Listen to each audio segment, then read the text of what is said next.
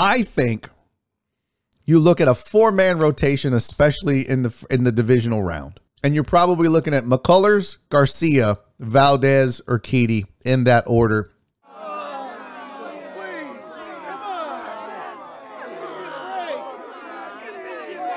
This is the 6 starters, possible starters for the Astros in the rotation in the playoffs. Obviously, Greinke coming off the IL is going to be super important. But I went ahead and took a gander at each guy's ERA on the season and how they stack up against teams that they might be facing in the playoffs. Now, most likely, this is going to be their first-round matchup, the Chicago White Sox. And there's the other teams that could get in if they snuck in or not. So I showed you each guy who had the best ERA against the said team. Luis Garcia has pitched better than anybody in the rotation against 3 of these potential playoff teams: Chicago, Boston, and Toronto. He's got a 1.5 ERA or less. The Yankees lit his ass up, and so did Seattle. He didn't pitch against Tampa Bay until last night, and then he got his ass lit up.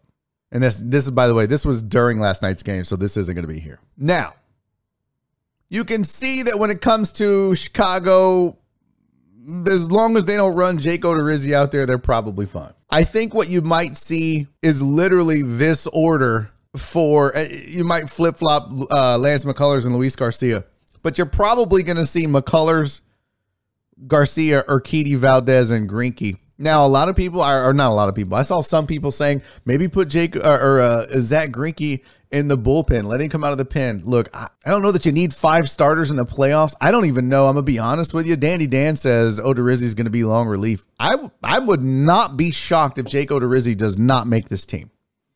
Let's evaluate what he's done. He's got a 6.75 ERA against Boston, a 10.80 ERA against Chicago. He can only go 1-2 times through the rotation max, or through the order max. I think you look at a 4-man rotation, especially in the divisional round, and you're probably looking at McCullers, Garcia, Valdez, Urquidy in that order. And, you know, it could be worse. Like, I think these guys did the best against the White Sox versus anybody. The White Sox don't scare me for the Astros. It's beyond that. Nobody wants to play Tampa. The Yankees are hot and have obviously hit this pitching staff really well. You can see there on your screen.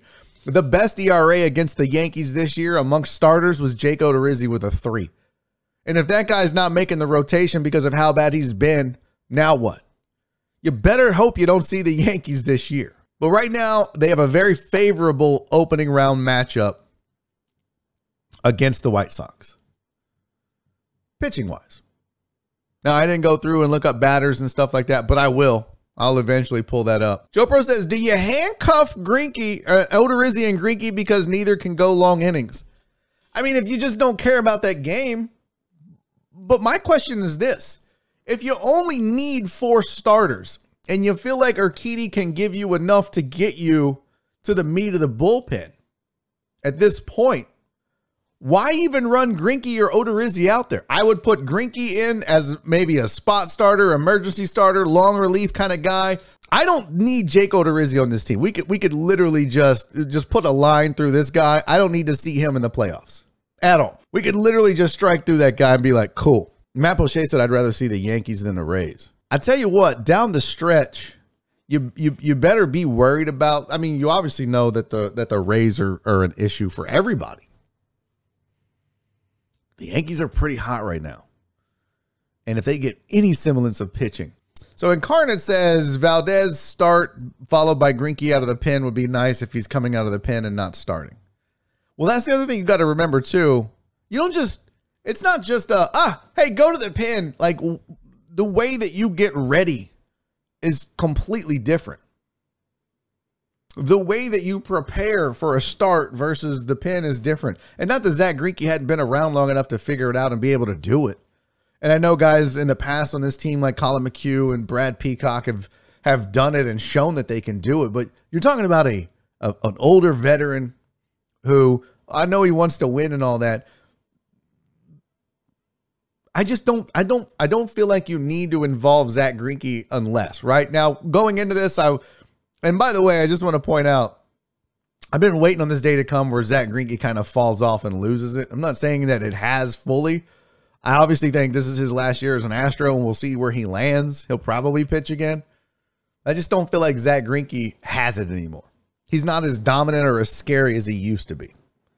But I think he's serviceable, and he could replace what I thought would be Jake Odorizzi's job in this rotation, or in this pitching staff, which was mop-up duty.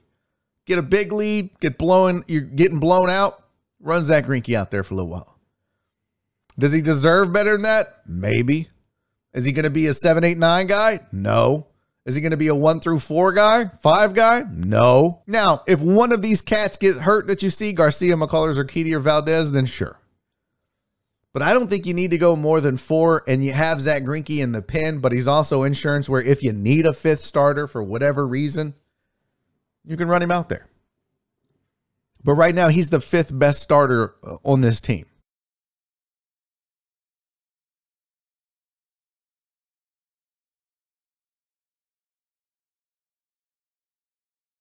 Daddy's making a YouTube video!